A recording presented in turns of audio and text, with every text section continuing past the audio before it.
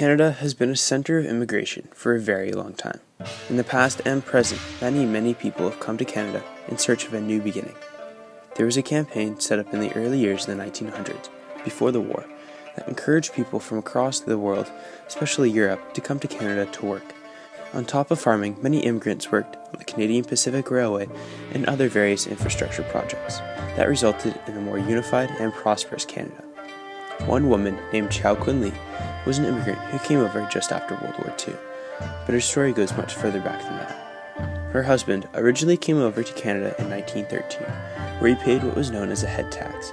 The head tax was paid to the Canadian government when a Chinese person tried to immigrate to Canada. The cost of the head tax was $500. Chow's husband left Canada to marry her in 1930, but because of head tax policies and later the Exclusion Act, the couple was separated, and he would be able to make small visits back to China for roughly 2 years or so. They settled in Ontario in 1950 when Chow joined her husband in Canada. In 1967, Chow's husband passed away, leaving her to raise her children alone. In later years, she began a journey of activism to resolve the deep-seated issue of the head tax and the huge sacrifices many Chinese immigrants made to build a new life in Canada. She would fight for justice until her final days, when she died at the age of 105. The head tax. It was a tax imposed on just Chinese immigrants. The Canadian government set it up in 1885, and it lasted until 1923. The original purpose of the head tax was to ward away Chinese immigrants from coming to Canada. The price of the head tax originally was $50, but over time it was raised to $500, which was the equivalent of roughly 2 years' worth of wages.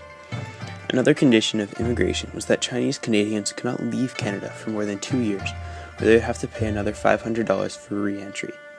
This was the sole reason many couples, including Chow and her husband, were separated for such long periods of time. Overall, 81,000 people paid the head tax, and the Canadian government received a rough total of $33 million, which in today's standards is around $326 million. After the head tax, the government realized they couldn't keep Chinese people out of the country, so they passed the Exemption Act, which barred Chinese people from entering the country or immigrating to it. This lasted until just after World War II. On top of the head tax, all Chinese immigrants were restricted into Chinatowns. The conditions in Chinatowns were quite poor and cramped.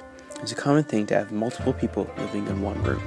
Due to the head tax, it was mostly men who immigrated over, who worked, and then sent what money they could home to their families. This created a very bachelor community.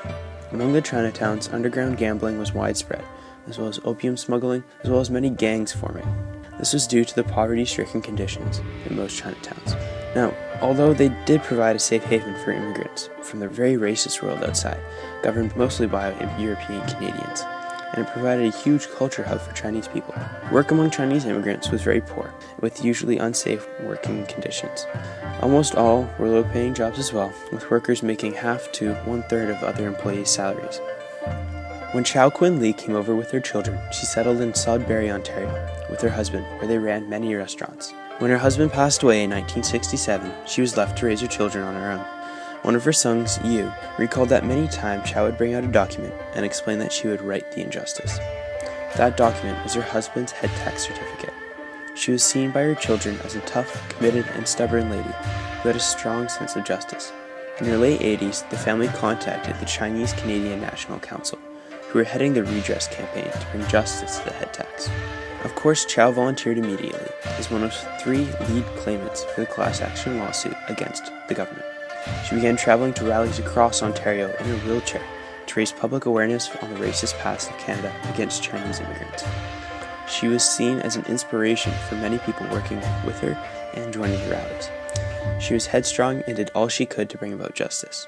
One lawyer involved with the lawsuit said she needed no convincing to be one of the claimants. The lawsuit was eventually dismissed, but it began talks with the federal government, which ended when the Prime Minister, Stephen Harper, made a formal apology in Cantonese to the families and the immigrants who paid the head tax. The government also offered $20,000 as compensation to the widows, widowers, or surviving head taxpayers. Therefore, Mr. Speaker, once again, on behalf of the people and government of Canada, we offer a full apology to Chinese Canadians for the head tax and express our deepest sorrow for the subsequent exclusion of Chinese immigrants. Gana Dai Dohi.